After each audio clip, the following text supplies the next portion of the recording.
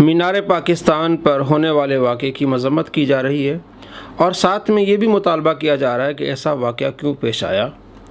टिक talker Ayesha ने लोगों को बुलाया, फ्लाइंग किसिंग की और फिर इसके फॉलोअर्स ही इस पर चढ़ दौड़े और मौसूफ़ा का कहना है कि 4000 बंदे थे।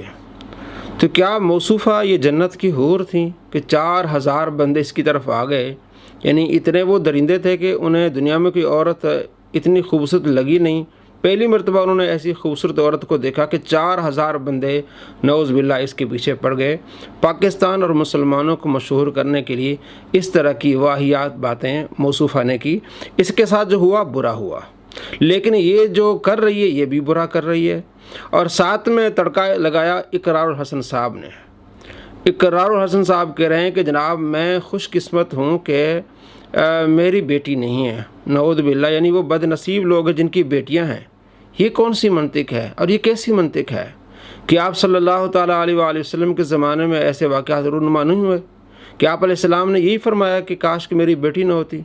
आप अलैहिस्सलाम तो खड़े होते थे अपनी बेटी की इज़्ज़त के लिए। हज़रत फ़ातिमा ज़हरा रज़ी अल्लाह तआला अन्हा जब आप अलैहिस्सलाम के पास तशरीफ़ लाती तो आप खड़े हो जाते, उनका माथा चूमते। और आप सल्लल्लाहु ताला अलैहि वसल्लम के ज़माने में मशहूर वाक़या फ़ातिमा मखज़ूमिया ने चोरी की और उसकी चोरी साबित हुई, उसका हाथ कटना था। आप अलैहिस्सलाम के पास सिफारिश आई तो आप अलैहिस्सलाम ने क्या फरमाया कि अगर मेरी बेटी फ़ातिमा चोरी करती तो मैं भी उसके हाथ काट देता। तो ये आप अलैहिस्सलाम का तरीक़ेकार था। आपने ये नहीं फरमाया कि काश कि मेरी बेटी न होती, कि फ़ातिमा मखज़ूमिया ने चोरी कर ली है तो बेटियां तो चोरी करती। इस तरह तो बात नहीं हुई। तो आप सल्लल्लाहु ताला अलैहि वसल्लम ने अदब सिखाया है, एहतराम सिखाया। ये खुश नसीबी है मुसलमान की कि अल्लाह उसे बेटियां अता फरमाता है। तो इस तरह की ज़बान इसने इस्तेमाल की है। तो क्या हर आने वाले किसी भी हादसे के बारे में आप इस तरह कहेंगे? कई वीडियोज़ वायरल हैं सोशल मीडिया पे, लोग अपनी माओं को मार रहे हैं, कमरों में बंद कर रहे हैं। ये दरिंदे हैं, इनकी हम मज़म्मत करते हैं। लेकिन क्या इकरारुल हसन साहब ये कहेंगे कि काश मेरी माँ न होती?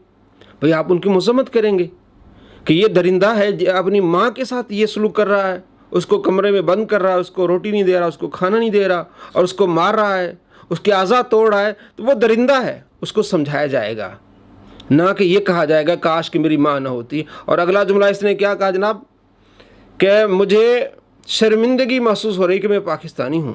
भाई पाकिस्तानियों ने आपको हीरो बनाया, आपके प्रोग्राम को देखा, आपको मोहब्बत से नवाजा, आपसे प्यार किया और पाकिस्तानियों को आप एक वाक़े का ये सिला दे रहे हैं।